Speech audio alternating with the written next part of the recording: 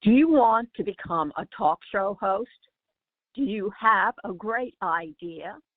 Passionate World Talk Radio is currently looking for podcast hosts for our Internet Talk radio station.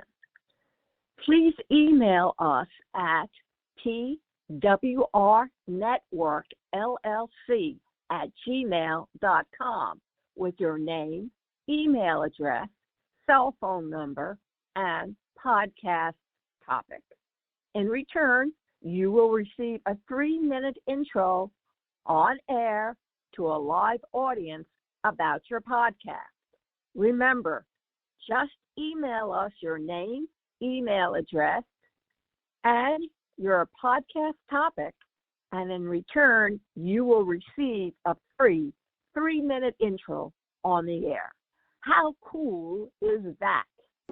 Welcome to Passionate World Talk Radio. Educate, enlighten, entertain. Hi, everybody. This is Betsy Wurzel, your host of Chatting with Betsy on Passionate World Talk Radio Network, where we educate, enlighten, and entertain. The views of the guests may not represent those of the host or the station. Folks, I am so excited. All my guests are special, but I never covered this topic before, and it's infertility. I think you need to listen. Have you ever had trouble conceiving, wanted to have a baby and you couldn't? Have you adopted, thinking about adoption? I think you need to listen to my guest. I was so touched by my guest book, and I'm going to tell you about my guest in just a minute. Frances Jones is executive producer of the Inspire Together channel, and she has her own show, Inspire Together. And she is founder and CEO of the Heart's Desire Fulfillment Coaching, LLC, 2-time best-selling author, certified infertility and life purpose coach, and speaker. Now I'm going to tell you about the book, Overcoming the Emotional Stigmas of Infertility. Folks, I never, like I said, covered this on Chatting with Betsy because the opportunity didn't come up until now, but all topics on Chatting with Betsy are not taboo. They're only taboo in your own mind. So here, Chatting with Betsy, you will hear me talk about different topics, and that's why you need to subscribe. And I want to welcome to Chatting with Betsy, Frances Jones. Welcome, Frances. Hi, thank you so much for having me, Betsy.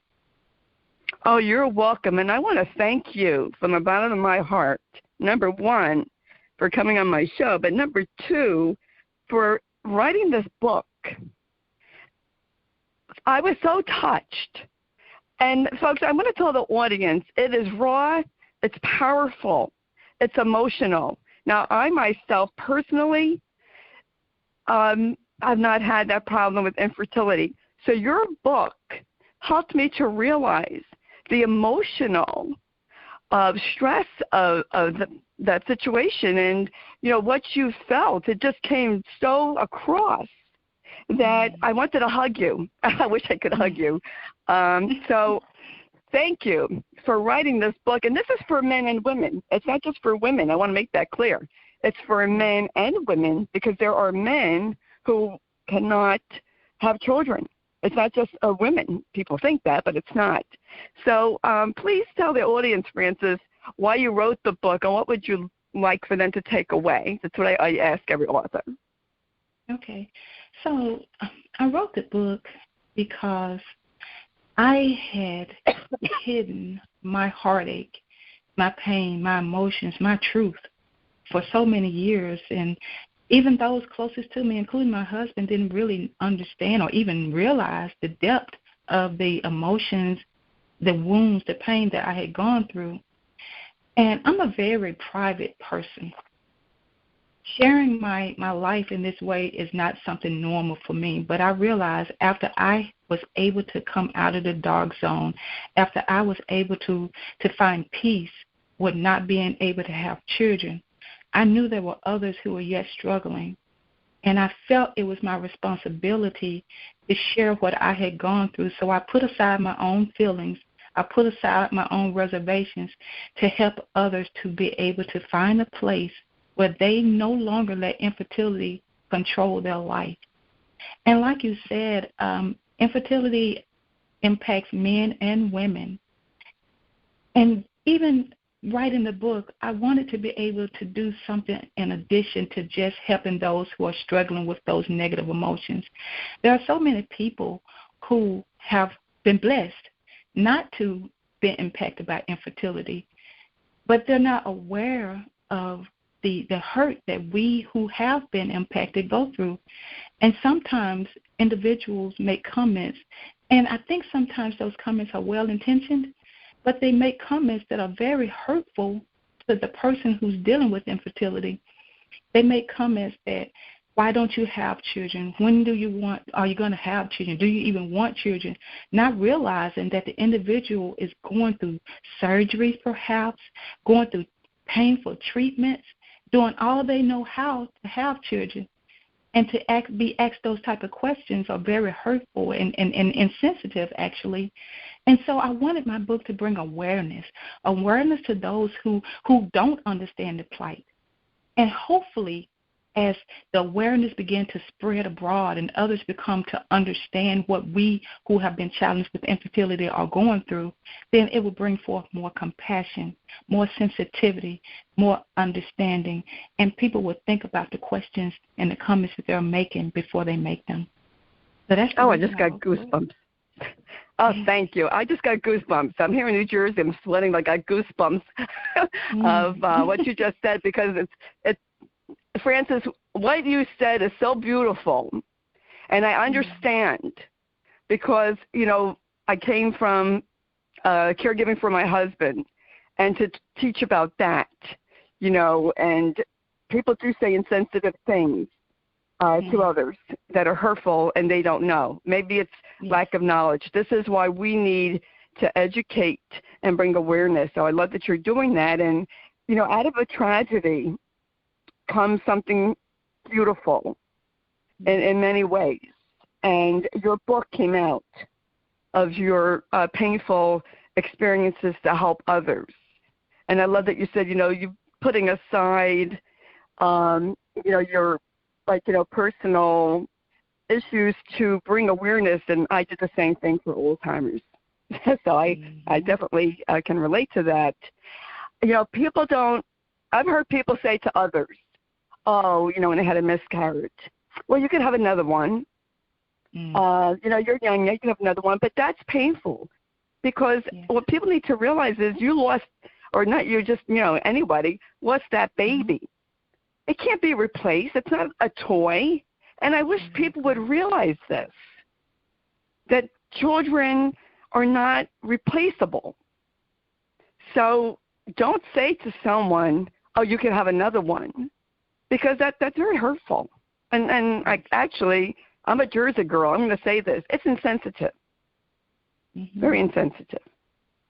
And people don't know what they're going through. And I did read in your book about going through, infertility treatments. And, I didn't really realize what was involved. And that's why your book made me very aware of your, what you went through. I do have to ask you this, because I know there's disparities among African-American women.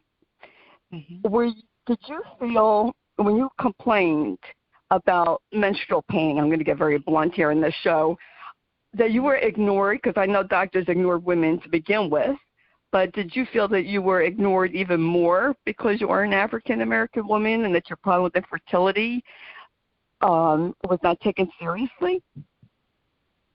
I don't think I felt that way. I just think the biggest thing is that I did not know how to advocate for myself, because I didn't understand what I was going through. I believe the doctors, to the best of their abilities, tried to assist me based on their knowledge of what I was going through. Now, there were times when I would tell the doctors I could feel the cyst in my body. I could literally feel it.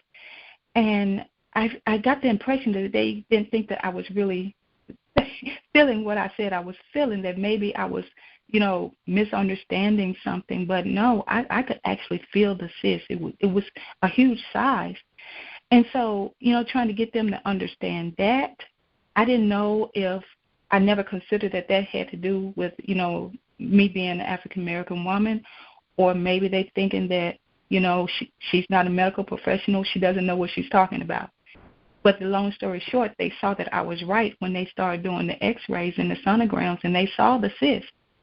And so I don't think I ever felt that way because of being African-American, but I just didn't know enough. I didn't educate myself enough to be able to maybe even ask the right questions, or to push harder for them to look at what I was truly dealing with. I like that you said being an advocate for yourself, because this is so important in all areas. I teach advocacy in my own support group, that you have to speak up for yourself, and knowledge is power, right? Yes. That's why, yes. We need to be knowledgeable about our bodies, and if we feel there's something that isn't right, we need to pursue it until we get peace about it. Can you tell the audience, because I think a lot of women don't know what endometriosis is and what it does. I know I experienced it myself. I had, terrible pains, and I had difficulty getting doctors to believe me that I had pain. And thankfully someone, believed me, and I had a ultrasound done, and they found something. So could you explain it to the audience, because I really don't think people know and understand. Yes, certainly. So endometriosis, it's a horrible attack on the reproductive system. And basically what it causes is severe scarring and adhesions that can block and impact the ability for the reproductive organs to operate as they should. In my case specifically, I was having such severe pain every month, maybe the first 2 to 3 days of every month during my cycle. And it gotten so bad that the pain was so severe, I had to literally crawl from one room to the next because I couldn't walk. I didn't know what was wrong with me, but then I thought it was normal. So when I was finally able to get someone to check into what was causing the pain, because at first they thought it was pelvic inflammatory disease, they did a laparoscopy, and a laparoscopy is just basically taking a little procedure gadget, and basically they looked within my reproductive system, and they saw that the first time I had the laparoscopy, they saw that adhesions, and they were everywhere, and my ovaries were literally, the first time I had it done, glued to my back.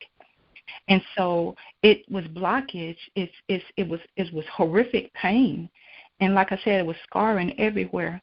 The second time I had the laparoscopy, adhesions was everywhere. It still had not resided, but this time my ovaries were literally glued to the front. So endometriosis is just a vital strengthening attack, and I say strengthening in the sense of the body is being overtaken, the reproductive system is being overtaken, and it's scarring, and it's adhesions, and it's pain, and it's horrific. I was never able to get past the scarring because I was never able to have children, but I was able to get to the point where my body no longer had the pain. So it's different for different people, but the bottom line is it can definitely stop your ability to have children. Yes, and I want to tell, this is heard, in many, many countries. If you have a young daughter who is having severe menstrual pain, or before she starts her period, please take her to a doctor. Please take your daughter or whoever it is to a doctor. And if your daughter or your niece or whoever she is to you tells you she's in pain, please believe her and get her treated, because it is real, folks, and the pain is real. I know because I had it. It's very real. I mean, when you have to take Darvocet and Percocet and it doesn't help, people don't understand that. How did you feel, Frances, that, you know, you adopted children and you have a stepdaughter, but you still felt incomplete because you didn't have your own? Was that how you felt? Well, there were times when I really did feel that way. I love my stepdaughter. We never used the word step in our house. You know, I married my husband when she was 5 years old, and I raised her for many years. He and I, we had full custody of her. But she was a single child, an only child. And, of course, I wanted to be able to give her siblings. I came from a big family, so, you know, that was something I wanted to be able to do. And after years of not being able to, my husband, you know, came to me and said, I believe the Lord would have us to adopt. And so, you know, I was happy about that. I hadn't considered it, but okay, we prayed about it, and we believed that this is what God wanted us to do. And so we adopted, and things were great. I mean, my focus was not so much on trying to have children because I had 3 beautiful children. You know, life was great. I'm focusing on being the mother that I just knew I was supposed to be. And so what I had really done was buried my feelings into focusing on the children. But one thing about it, what I realized in my own life is that the body was created, the woman's body, let me restate, was created to bring forth life. And so just because I had children in the house that I loved, that clock was still running. That desire didn't go away. I just had pushed it away. And so I don't know what triggered it, but one day I woke up and just tears in my eyes, and I couldn't understand why someone who loved children so much, someone who came from a big family, someone who desired and was good to her children, why I was denied the ability to have children. And so I woke up crying. I did not realize that pain was so still engraved in me. But nurturing is not just an outside event.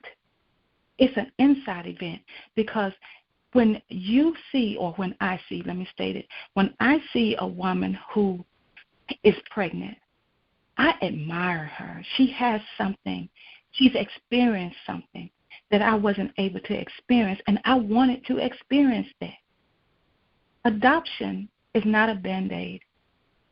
And sometimes people use it that way. Well, you can have kids, just go adopt. But see, they don't understand the feeling that you have wanting to carry life, wanting to feel the heartbeat or hear the heartbeat of the child, wanting to feel that child growing within you, knowing that your bloodline carries on, that life was birthed into you and you was able to bring forth life. To not be able to have that is very hurtful.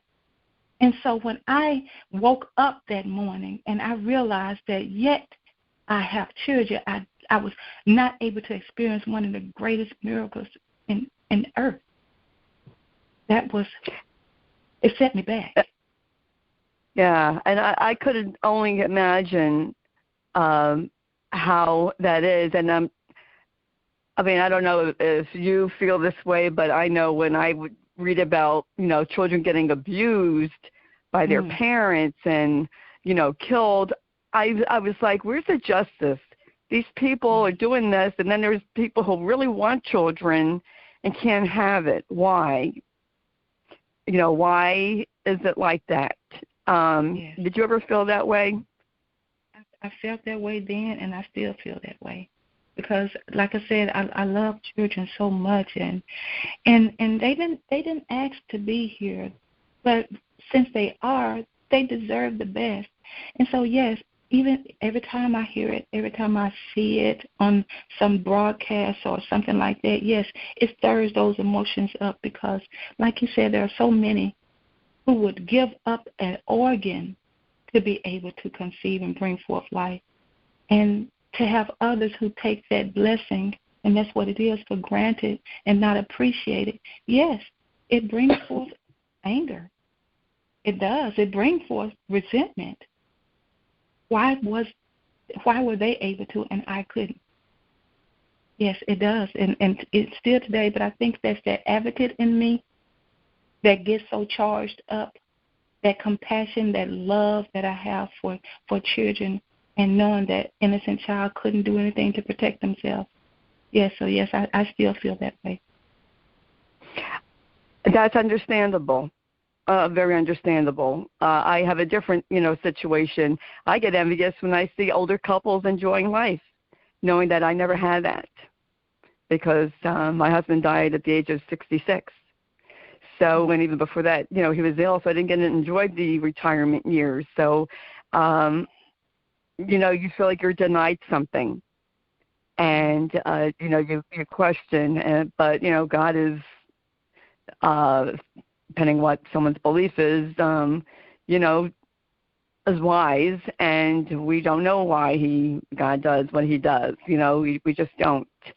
And what I also love in your book, Frances, is your quotes that you have at every chapter. That you have an inspiring quotes from different people, which really helped me as I was reading the book.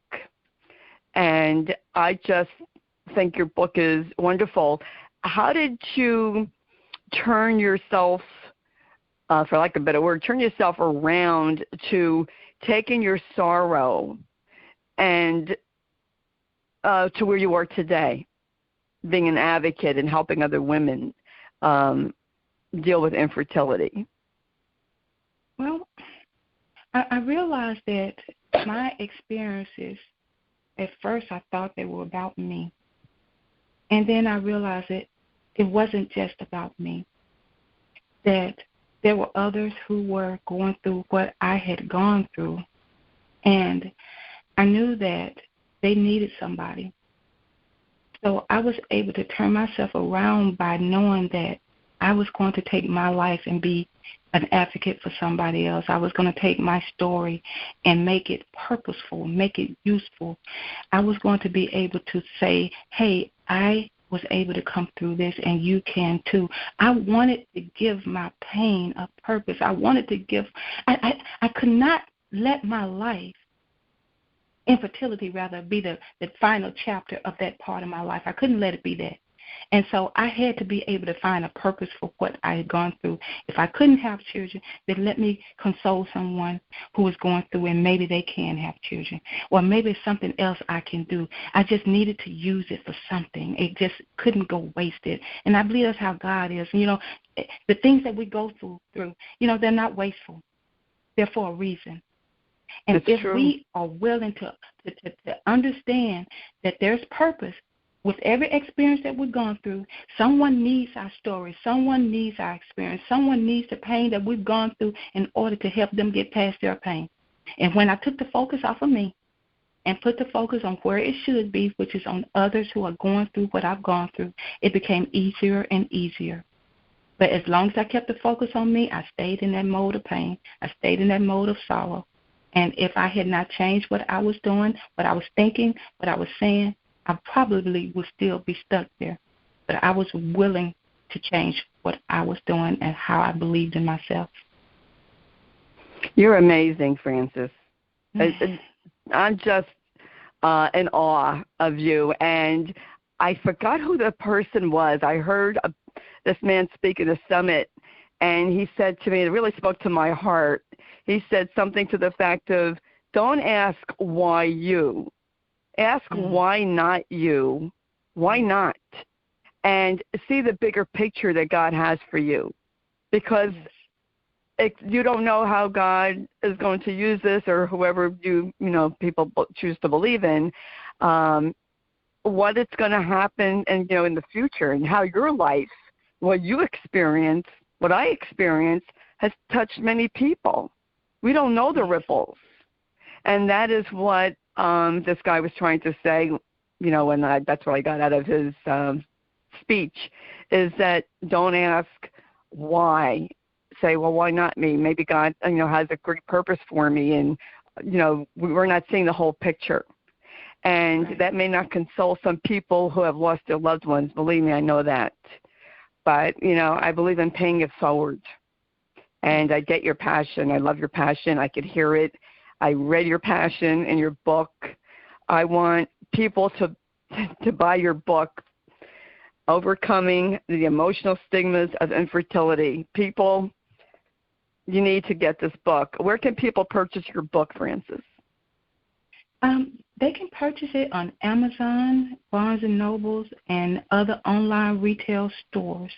My book is in several online retail stores. People can actually buy a copy, an autographed copy from me. They have to email me directly at Frances, FRANCES, at heart, HEART, desires, DESIRES, coaching, COACHING.com. So there are different ways that they can get the book. And thank you so much for what you've said. It really touches my heart. Well, you are welcome. Thank you for coming on and sharing your experience. And thank you for writing your book, which I'm sure is going to help many people bring education, bring awareness. It made me more aware.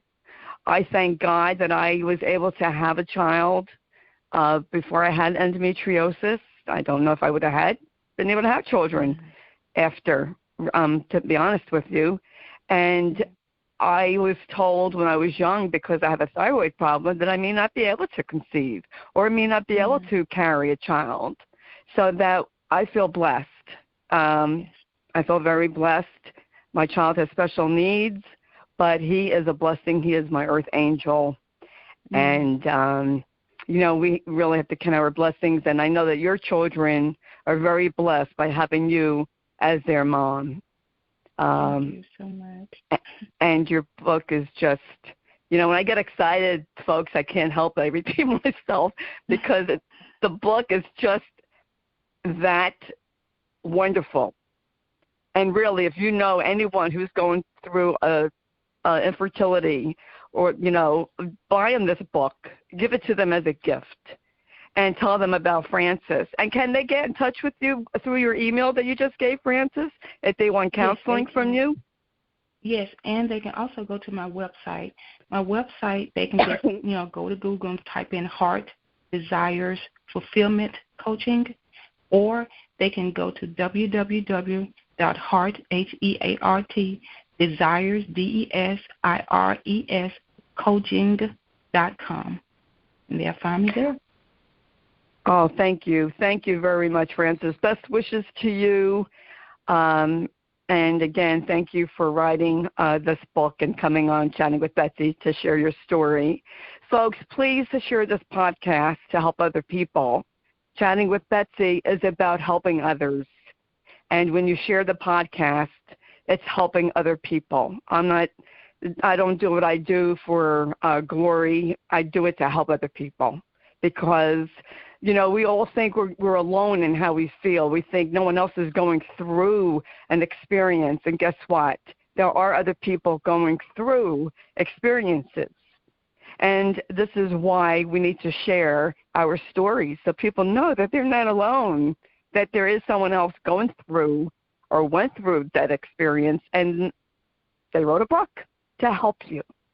So I believe in providing resources. And Frances Jones, you are an incredible resource for people. And I encourage, you're welcome, I encourage anybody, get in touch with Frances to talk to her if you are going through this, if you can't deal with your, infertility or you've had miscarriages, please get in touch with Frances. And I just want to thank everyone for listening. If you missed any of this podcast, you can catch it on your favorite podcast outlet. It is free to subscribe. Spreaker and Spotify are just two examples. And I want to thank Jeannie White, station manager, who writes the blog, produces the show. And I want to thank Lillian Caldwell, CEO of Passion World Talk Radio Network, who gave me the press release about Frances Jones so I could interview her. So thank you, Lillian, and thank you for this Passion World Talk Radio Network station where people can come on and share their stories and feel comfortable sharing their stories. And I just am so grateful that I have Chatting with Betsy to do what I do to help other people. So I want to tell everyone, thank you for your support. Thank you for listening. And in a world where you could be anything, please be kind. This is Betsy Wurzel. You're a host of Chatting with Betsy at Passionate World Talk Radio Network. Bye-bye, everybody. Do you want to become a talk show host? Do you have a great idea? Passionate World Talk Radio is currently looking for podcast hosts for our Internet Talk radio station. Please email us at pwrnetworkllc@gmail.com with your name, email address, cell phone number, and podcast topic.